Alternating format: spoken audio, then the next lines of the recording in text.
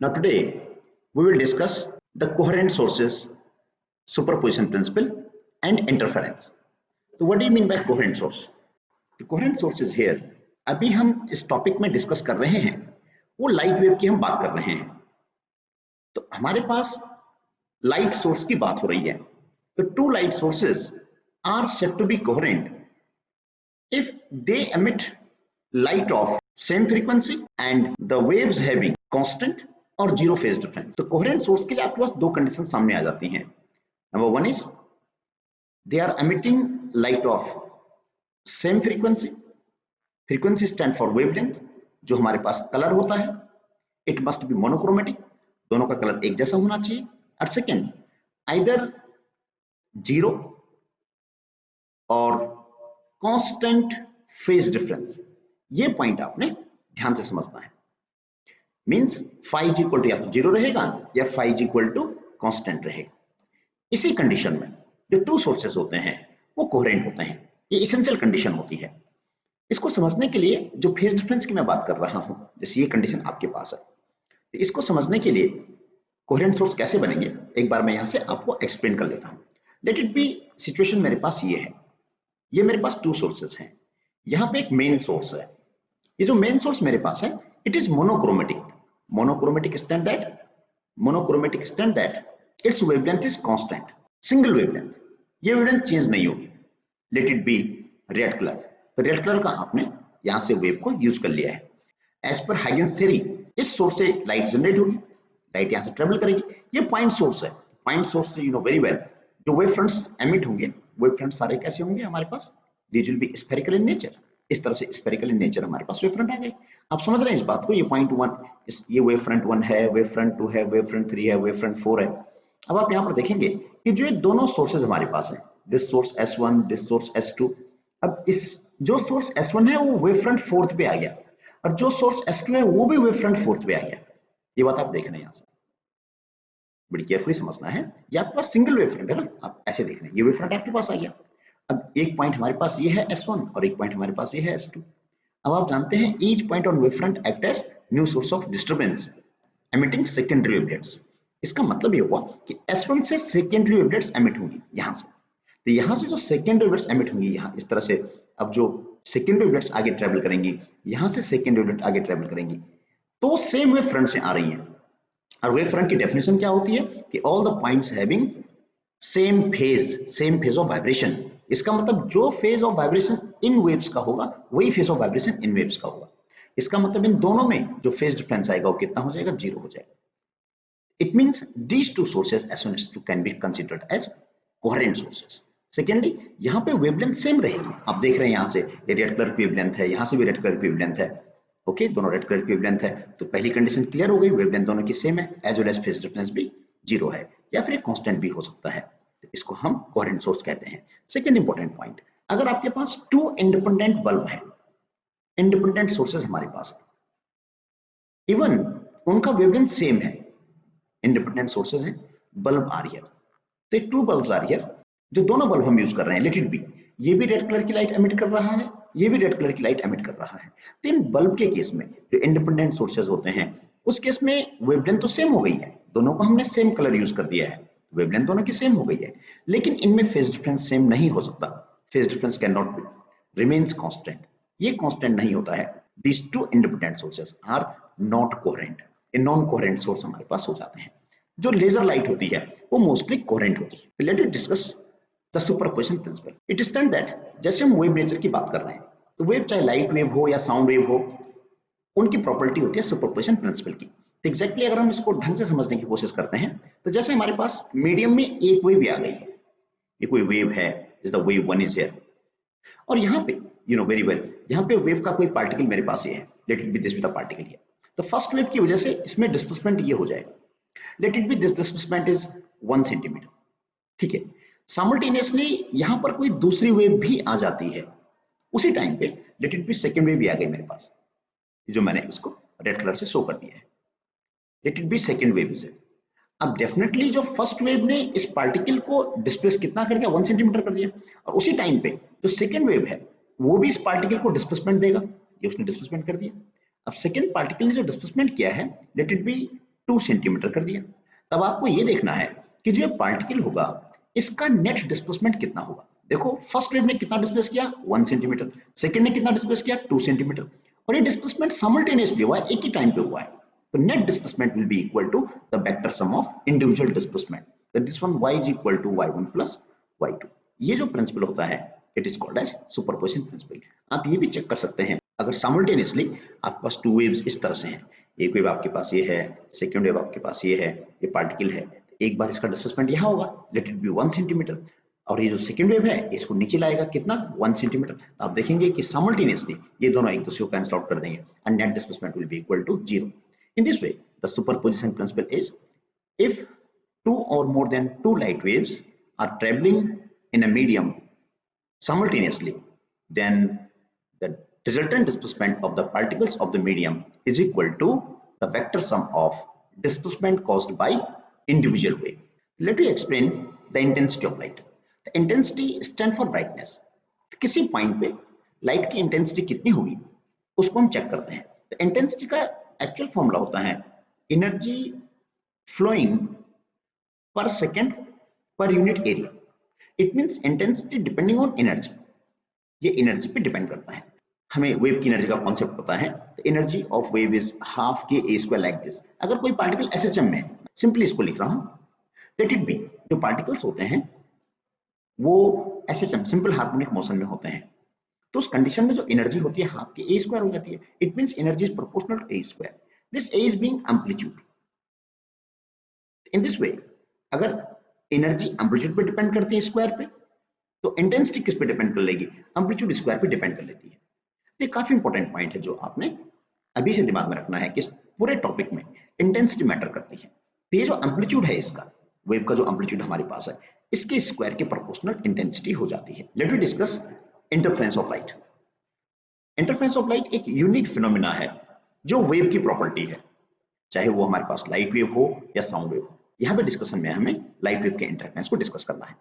अगर हमारे पास 2 non coherent source हैं, सिंपली जो हम अपने जैसे इस टाइम पे हमारे रूम पे 2 बल्ब यहाँ पे ऑन हो रहे हैं, एक बल्ब ये है, एक बल्ब ये है, इस बल्ब से लाइट एमिट हो रही है, इस बल्ब से लाइट एमिट हो रही है। अगर हम किसी स्क्रीन पे, ये स्क्रीन मेरे पास है, इस स्क्रीन पे ऑब्जर्व करते हैं, हम ये देखते हैं कि यहाँ पे हर पॉइंट पे, इस पॉइंट पे जो मैं ऑब्जर्वेशन पॉइंट मैंने यहाँ पे सेलेक्ट कर दिए हैं, तो आप ये देखते हैं इन सभी पॉइंट पे जो इंटेंसिटी है वो इक्वल रहती है, इंटेंसिटी चेंज नहीं होती। जैसे यहाँ पे इंटेंसिटी 30 है, यहाँ पे भी 30 है, यहाँ पे भी 30 है, हर पॉइंट पे जो इंटेंसिटी का मैग्नीट्यूड है इक्वल है। टोटल इंटेंसिटी कितनी हो जाएगी हमारे पास 180 हो जाएगी। ये 180 इंटेंसिटी हमारे पास है। जो मैंने स्क्रीन कंसीडर की है उस स्क्रीन पे डिफरेंट पॉइंट पे इंटेंसिटी मैंने शो कर दी है। तो जब भी नॉन कोहेरेंट सोर्स होते हैं तो उस केस में जो इंटेंसिटी होती है वो हर पॉइंट पे इक्वल होती है, उसमें कोई प्रॉब्लम नहीं होती है, यूनिफॉर्म होती है। लेकिन अगर हम कोहेरेंट सोर्स को यूज करते हैं, कोहेरेंट सोर्स स्टैंडर्ड, हमने सोर्स को इस तरह से यूज कर लिया है, एक पॉइंट यहाँ पर है, एक पॉइंट यहाँ पर है, ये मेन सोर्स हमारे पास है, you know very well, these 2 sources will become coherent source, this one and this one. अब अगर ये कोहेरेंट सोर्स हमारे पास हैं, तब यहाँ से जो लाइट वेव्स निकलेंगी इनका यहाँ पे सुपरपोजिशन हो जाता है, और उसकी वजह से एक जो रिजल्ट हमारे सामने आता है उसी को हम इंटरफेरेंस बोलते हैं। तो रिजल्ट क्या होता है कि जो ये इंटेंसिटी आपके सामने पहले यूनिफॉर्म थी, हर पॉइंट पे इंटेंसिटी 30 थी, ये इंटेंसिटी यहाँ से चेंज हो जाती है। जैसे यहाँ पे ये इंटेंसिटी हो गई 40, यहाँ पे इंटेंसिटी कितना हो गया, इस पॉइंट पे 40 हो गया, यहाँ पे कितना रह गया 20 रह गया, यहाँ पे फिर 40 हो गया, यहाँ पे 20 रह गया, यहाँ फिर 40 हो गया, यहाँ पे 20 रह गया। तो आपने ये देखा कि किसी पॉइंट पे इंटेंसिटी बढ़ गई है, 30 से कितनी हो गई 40 हो गई, ब्राइटनेस बढ़ गई है, ये 30 था यहाँ पे 20 रह गया, यहाँ पे कम हो गई है, फिर यहाँ पे 30 से कितना हो गया 40 हो गया, फिर यहाँ पे 30 से 20 रह गया, 30 से 40, फिर 30 से 20 रह गया। लेकिन इस फिनोमिना में जो रिडिस्ट्रीब्यूशन हुआ है उसमें आपने ऑब्जर्व किया कि जो टोटल एनर्जी है वो भी स्टिल कितनी है 180। जो इंटेंसिटी की हम बात कर रहे हैं वो अब भी 180 ही है, आप देख लीजिए यहां से पूरा कितना 180 आ जाएगा। इसका मतलब ये हुआ कि एक ऐसी फिनोमिना है जिसमें इंटेंसिटी ऑफ लाइट जो एनर्जी है वो तो कंजर्व्ड है, 180 पहले भी थी 180 अब भी है, लेकिन जो डिफरेंट पॉइंट्स हमारे पास हैं उन पॉइंट्स पे कहीं पे इंटेंसिटी बढ़ गई है, कहीं पे इंटेंसिटी कम हो गई है। In this way the phenomena of interference is based on conservation of energy, और इसमें सिंपली क्या होता है एनर्जी का रिडिस्ट्रीब्यूशन होता है। In this way you can define this interference here. The interference is defined as It is the phenomena of redistribution of light energy due to superposition of light waves coming from two coherent sources. Here the interference is divided into two categories. One is the constructive and second is destructive. Constructive interference means जहां पे हमने observe किया कि light का intensity maximum हो गया है, वहां पे एक ब्राइट बैंड बनता है, उसको हम कंस्ट्रक्टिव इंटरफेरेंस बोलते हैं। और वहीं पे जहां पे हमारे पास इंटेंसिटी मिनिमम हो जाती है, वहां पे एक डार्क बैंड बनता है, और उसको डिस्ट्रक्टिव इंटरफेरेंस बोलते हैं। Now let us discuss the conditions of constructive and destructive interference. यहाँ पे लेट इट बी हमारे पास टू कोहेरेंट सोर्सेज हैं। जो फर्स्ट कोहेरेंट सोर्स है वो है हमारे पास A1 sin omega T, and second coherent source is here Y2 is equal to A2 sin omega t plus 5।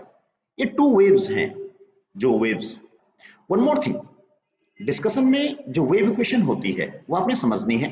Exactly wave equation होती है y is equal to a sin omega T minus के x.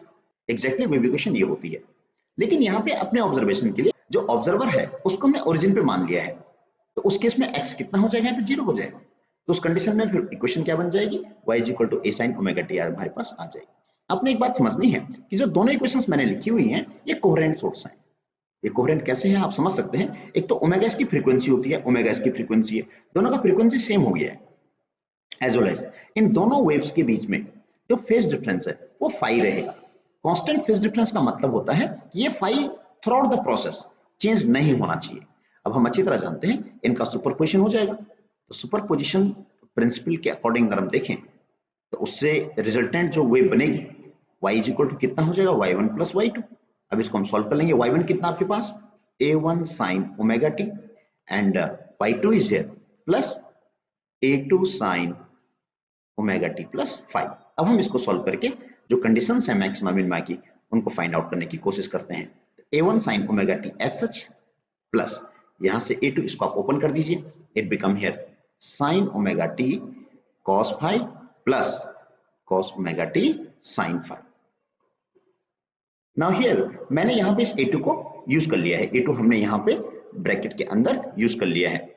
अब आपको थोड़ा इसको manage करना है, तो आप अच्छी तरह देख रहे हैं यहाँ पे sin ओमेगा टी यहाँ भी अवेलेबल है, यहाँ भी अवेलेबल है। हम इस sin ओमेगा टी को कॉमन ले सकते हैं, तो आपका रिजल्ट क्या बन जाएगा, ये बन जाएगा A1 प्लस A2 cos 5, और जो sin ओमेगा टी है उसको हमने कॉमन ले लिया है प्लस यही। अगर यहाँ पर अगर हम इसको मैनेज करते हैं A2 sin 5 is here and it become here cos omega t। अब इसको फर्दर डिस्कस करने के लिए late be question number 3।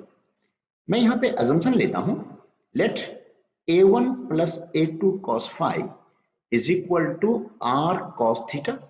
Late be question number 4 is here and at the same time A2 sin 5 इसको मैंने assume कर दिया R sin theta। यहाँ पे अब जो अननोन है वो अननोन है, R एक अननोन हमारे पास है और एक थीटा अननोन आ गया है।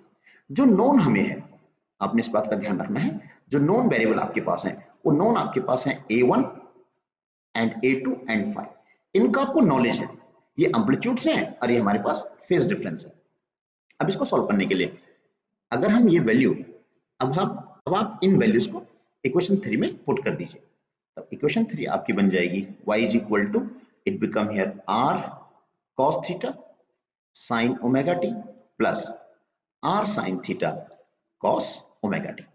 यहां पे अगर हम r को कॉमन ले लें, it become here sin omega t cos theta plus cos omega t sin theta. तो आप यहां पे ऑब्जर्व करेंगे कि आपके पास जो रिजल्टेंट इक्वेशन y आया है, it become here y is equal to r। अरे जो आपका फॉर्मूला है sin a cos b plus cos a sin b, ये कितना हो जाएगा ओमेगा टी प्लस थीटा। हमारे पास एक फाइनल इक्वेशन आ गई है। ये इस इक्वेशन में एक r अननोन है, एक थीटा अननोन है। आप इस तरह से समझ सकते हैं कि जब टू वेव्स का सुपरपोजिशन होता है तो जो फाइनल जो इक्वेशन बनती है वो भी अगेन एक वेव इक्वेशन बनती है। ये भी आपके पास वेव इक्वेशन है। आपको अब इस वेव इक्वेशन में एम्पलीट्यूड को सॉल्व करना है। तो एम्पलीट्यूड क्या हो जाएगा रिजल्टेंट का, उसको अब हम यहाँ सॉल्व करते हैं। एम्पलीट्यूड r को हमें फाइंड आउट करना है। तो यहाँ पे इक्वेशन 4 5 आप देख रहे हैं, तो आप यहाँ से अगर 4 स्क्वायर प्लस 5 स्क्वायर कर लेते हैं तो आपका इक्वेशन क्या बन जाएगा, it become here r square cos square theta plus r square sin square theta आपने ऐड कर लिया, it become here a1 plus a2 cos 5 it's whole square plus a2 sin phi it's whole square. यहां से आपने इसको square कर दिया है दोनों साइड से, तो अब आप इसको थोड़ा मैनेज कर दीजिए तो आपका आंसर आ जाएगा। You getting it here, r square हमने यहां से कॉमन ले लिया, sine square theta plus cos square theta आपका 1 हो जाएगा। राइट साइड में इसको ओपन कर दीजिए, आपका रिजल्ट क्या बन जाएगा, a1 square plus a2 square cos square phi plus twice of a1 a2 cos फाई, ये बन जाएगा आपका, प्लस ये हो जाएगा a2 square sin square phi. a2 square यहाँ पर भी है, a2 स्क्वायर यहाँ पर भी है, इसको अगर मैं कॉमन ले लूं a1 square plus a2 square आपने आउटसाइड ले लिया, it become cos square phi plus sin square phi plus twice of a1 a2 cos phi. आप अच्छी तरह जानते हैं वैल्यू 1 हो जाएगी। Your resultant r square become here a1 square plus a2 square plus twice of a1 a2 cos phi. It is the resultant amplitude here. तो आपका जो रिजल्टेंट एम्पलीट्यूड आया है वो कितना आ गया, r is equal to, in this way you can have this one a1 square plus a2 square plus twice of a1 a2 cos phi।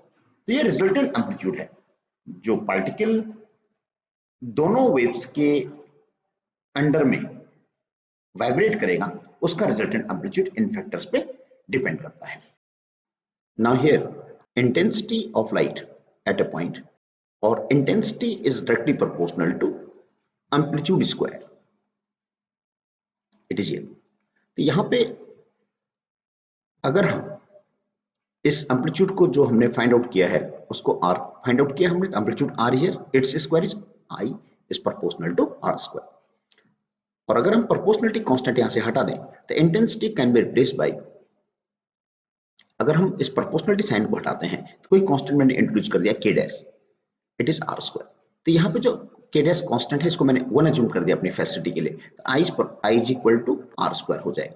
तो यहाँ पे हम इंटेंसिटी को डायरेक्टली एम्पलीट्यूड स्क्वायर के बराबर लिख सकते हैं। As you know very well, जो हमारे पास r फाइंड आउट आपने किया था वो ये था a1 square plus a2 square plus twice of a1 a2 cos phi। It means जो इंटेंसिटी बनेगी that intensity will become here intensity I is equal to r square and it become here I is equal to, and r square comes out to be a1 square plus a2 square plus twice of a1 a2 cos phi। ये जो formula आपके पास आया है it is the intensity at a point on screen, जहां पे a1 a2 क्या है, a1 a2 are the amplitude of the two interfering waves. जो हमारे पास टू इंटरफेयरिंग वेव्स हैं उनका एम्पलीट्यूड है a1 एंड a2। मींस आपके पास यहाँ पे एक कोहेरेंट सोर्सेज हमारे पास हैं, सोर्स S1 है, ये S2 है। यहाँ से जो वेव निकल रही है, यहाँ से जो वेव निकल रही है, जो कोहेरेंट वेव्स ये हमारे पास हैं, तो इसका एम्पलीट्यूड कितना है, a1 है, इसका एम्पलीट्यूड कितना है, a2 है। तो आप समझ सकते हैं अगर इसका एम्पलीट्यूड a1 है तो इसकी इंटेंसिटी कितनी हो जाएगी, I1 is equal to a1 square, और इसकी इंटेंसिटी कितनी हो जाएगी, I2 is equal to a2 square. तो हम इस इंटेंसिटी के फॉर्मूले को in terms of intensity express कर सकते हैं। It become here I is equal to a1 square, a1 square is equal to I1, it become here I1 plus a2 square is equal to I2, it become here I2 plus twice of a1 is under root of I1, a2 is under root of I2 and cos of phi। Phi is the phase difference between the two interfering waves।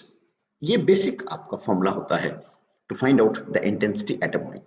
और इसमें essential condition क्या है कि उन sources के बीच में phase difference constant होना चाहिए। Sources must be coherent in nature। Let me discuss the condition of maxima and minima। अगर हम मैक्सिमा और मिनिमा की बात करते हैं, condition for maxima stand for constructive interference. तो कंस्ट्रक्टिव इंटरफेरेंस के लिए जो इंटेंसिटी होनी चाहिए वो मैक्सिमा होना चाहिए। अगर इंटेंसिटी मैक्सिमा होगा तो आप यहां से समझ सकते हैं कि जो cos phi होता है, फॉर्मूला आपके पास है I is equal to a1 square plus a2 square plus twice of a1 a2 cos phi। ये I मैक्सिमा होना चाहिए। इसका मतलब ये हुआ कि cos phi की जो वैल्यू होनी चाहिए वो क्या होनी चाहिए, मैक्सिमा होनी चाहिए। और cos phi की जो मैक्सिमम वैल्यू होती है वो होती है +1। इसका मतलब जो phi होना चाहिए that phi must be equal to 2n pi is to be kept in mind. ये मैक्सिमा की कंडीशन के लिए phi की वैल्यू होती है, क्योंकि आप जानते हैं n इज इक्वल टू 0 1 2 3 इन सब वैल्यूज के लिए अगर आप यहाँ पे n0 रखते हैं तो cos 0 कितना हो जाएगा, 1 हो जाएगा। आप 1 रखते हैं तो cos 2 पाई फिर अगेन 1 हो जाएगा, आप 2 रखते हैं cos 4 पाई 1 हो जाएगा। तो phi is equal to 2n pi is the essential condition for maximum. अब यहाँ पे एक और इंपॉर्टेंट कंडीशन आती है and that is called as condition of path difference. तो एक बार हमें पाथ डिफरेंस को समझना पड़ेगा। तो अगर आप यहाँ पे इंटरफेरेंस को स्टडी कर रहे हैं, these are the two coherent sources you are discussing at this point P, जो वेव्स यहाँ से भी आएगी, वेव्स यहाँ से भी आएगी, तो आप अच्छी तरह देख रहे हैं इस पॉइंट P पे जो एक कोहेरेंट बीम जो आ रही हैं इनके बीच में एक पाथ डिफरेंस आ गया है। अगर यहाँ से आप परपेंडिकुलर ड्रॉ करते हैं तो this one is the path difference है S2n, ये पाथ डिफरेंस हमारे पास होता है। तो पाथ डिफरेंस कितना हो जाएगा आप यहाँ पे देख सकते हैं, path difference in this situation become equal to S2p minus S1p। S2p यहाँ से लेके यहाँ तक का हो गया, माइनस S1p ये हो जाएगा। ये पाथ डिफरेंस की कंडीशन होती है। तो यहाँ पे अगर हम पाथ डिफरेंस को यूज करना चाहें तो पाथ डिफरेंस का एक डायरेक्ट फॉर्मूला होता है हमारे पास, lambda upon 2 pi into phase difference is the formula between is the expression for path difference in terms of phase difference के। तो आप यहाँ से path difference को solve कर सकते हैं। तो path difference कितना हो जाएगा इस टाइम पे, it become here path difference is equal to lambda by 2 pi into phase difference, you got it 2n pi। इसको आप एडजस्ट कर दीजिए, 2 pi यहाँ भी है, कैंसिल आउट हो जाएगा, it comes out to be n lambda, therefore path difference comes out to be n lambda। it is the condition of constructive interference। आपने इस बात को ध्यान में रखना है, जो ट्रायंगल मैंने ड्रॉ किया है ये पाथ डिफरेंस है और n की वैल्यू कहां से यूज करेंगे हम, 0 1 2 3 एटसेट्रा। अगर हम इस कंडीशन को लेके I मैक्सिमा को सॉल्व करते हैं तो I मैक्सिमा कितना हो जाएगा उस टाइम पे, इक्वेशन 1 से आप इसको चेक कर सकते हैं। इक्वेशन 1 से I मैक्सिमा बिकम हियर, ये बन जाएगा आपका a1 square plus a2 square plus twice of a1 a2 and cos phi is equal to 1। ये आप देख सकते हैं यहाँ से, यहाँ पे cos phi क्या हो जाएगा, cos phi यहाँ से 1 हो जाएगा। तो आपका formula a1 square plus a2 square plus twice of a1 a2 आपके पास बचेगा। ये आपने लिख लिया है, you know very well, therefore this I maxima become equal to a1 plus a2 and its whole square। it is the I maxima here। ये maximum intensity होती है हमारे डिस्कशन में इंटरफेरेंस पैटर्न में, जहां पे हमारे पास मैक्सिमा बनेगा वहां पे इंटेंसिटी का फॉर्मूला कितना हो जाएगा, a1 plus a2 it's whole square. और एसेंशियल कंडीशन क्या है कि जो हमारा फेज डिफरेंस होना चाहिए, फाई जो होना चाहिए वो 2n पाई होना चाहिए। Okay, cos phi must be equal to +1। Similarly we can check here the condition of minimum. अगर हम मिनिमा की बात करते हैं तो for destructive interference for minimum intensity a1 square plus a2 square plus twice of a1 a2 cos phi, ये हमने अभी डिस्कस किया है। मिनिमा के लिए I मस्ट बी मिनिमम, तो इसका मतलब cos phi भी क्या होना चाहिए, ये वैल्यू मिनिमम होना चाहिए। और cos phi का मिनिमम वैल्यू कितना होता है, that you all know very well, it is -1। अगर ये -1 है तो उस कंडीशन में phi कितना होना चाहिए हमारे पास, इट विल बी पाई या फिर आपके पास 3 पाई या 5 पाई। आप समझ सकते हैं cos pi is equal to -1, cos 3 pi is equal to -1, it means phi must be equal to 2n minus 1 into pi। इस तरह से इंटीग्रल मल्टीपल होना चाहिए, ये बात आपने ध्यान से समझनी है। ये पॉइंट +1 भी हम लिख सकते हैं, इसको कोई कंडीशन नहीं है कि आपने माइनस ही लिखना है, इसको आप +1 भी यूज कर सकते हैं। आपने -1 इसलिए यूज किया क्योंकि n जो स्टार्ट होगा वो 1 2 3 4 जो पॉजिटिव इंटीजर हमारे पास है वो 1 2 3 4 5 6 ऐसे स्टार्ट हो जाएगा। आपने फाई निकाल दिया मिनिमा के लिए, तो इस कंडीशन में पाथ डिफरेंस कितना आ जाएगा आपके पास, पाथ डिफरेंस का फॉर्मूला हमारा होता है lambda by 2 pi into phase difference pi. आप वैल्यू पुट कर दीजिए, lambda by 2 pi phase difference pi comes out to be, ये जो आपने फाइंड आउट किया है ये आ जाएगा और यहाँ से आपको आंसर आ जाएगा। The path difference for minima comes out to be, it is here 2n minus 1 lambda by 2। तो एक एसेंशियल कंडीशन होती है कि अगर आपके पास पाथ डिफरेंस लैम्डा बाई 2 का मल्टीपल है तो उस कंडीशन में वहां पे डेफिनेटली मिनिमा बनेगा, इज द एसेंशियल कंडीशन। जहां पर आप ये देखते हैं कि पाथ डिफरेंस कितना आता है, लैम्डा बाई 2 का मल्टीपल आता है, चाहे वो आपके पास 3 लैम्डा बाई 2 है, 5 लैम्डा बाई 2 है, 7 लैम्डा बाई 2 है, इन सभी पॉइंट्स पे वहां पे आपको एक मिनिमा बनेगा, वहां पे इंटेंसिटी मिनिमम हो जाएगी। अब यहाँ पे इस कंडीशन में आई मिनिमा कितना हो जाएगा, therefore I minima will become here a1 square plus a2 square plus twice of a1 a2 cos phi। हमारे पास रिजल्ट था, cos phi की वैल्यू क्या है यहाँ पे -1 है, ये आप ले सकते हैं यहाँ से। cos phi is equal to -1, ये हम जानते हैं। तो उस कंडीशन में आपका आंसर कितना हो जाएगा, a1 square plus a2 square minus twice of a1 a2, cos phi -1 आ गया। इन this way it become here I minima is equal to a1 minus a2 and its whole square. It is the intensity, minimum intensity at the point where destructive interference is occurring. The ratio of maximum intensity to the minimum intensity at a point will become here a1 plus a2 its whole square over a1 minus a2 its whole square. अब यहाँ पे हम एक काम कर लेते हैं कि जो I maxima upon I minima आपने सॉल्व किया है, यहाँ पे आप एक बार a2 स्क्वायर को मैंने आउटसाइड ले लिया, फिर become here a1 upon a2 plus 1 it's whole square over a2 square is it become here a1 upon a2 minus 1 whole square. अब यहाँ से इसको सॉल्व कर देंगे तो आपका आंसर आ जाएगा r plus 1 it's whole square upon r minus 1 it's whole square. It means I maxima upon I minima आपने जो सॉल्व कर दिया है, ratio of maximum intensity to minimum intensity, it comes out to be r plus 1 whole square over r minus 1 whole square. It is the equation number 10 is here. अब यहां से हमारे पास different questions को हम इस फॉर्मूले से हम इंटेंसिटी का रेशियो चेक कर सकते हैं। अब यहीं पर r is equal to a1 upon a2 and it is called as amplitude ratio. Amplitude a1 है, यहां से जो है उसका एम्पलीट्यूड a2 है, उसकी इंटेंसिटी कितनी हो जाएगी, I1 is equal to a1 square, I2 is equal to a2 square. आप यहां से समझ सकते हैं कि a1 is equal to under root of I1 and a2 is equal to under root of I2। Secondly, ये जो विड्थ हमारे पास है, width of this source S1 is W1, width of this source S2 is W2. ये width में given है, so this R is equal to amplitude ratio and it comes out to be A1 upon A2 is equal to under root of I1 upon I2 is equal to under root of width 1 upon width 2, क्योंकि हम जानते हैं intensity is proportional to width of the source होता है, जहां से light emerge out हो रही है उस width पे डिपेंड करती है इंटेंसिटी। तो ये आपने एम्पलीट्यूड रेशियो को सॉल्व कर दिया है। This one is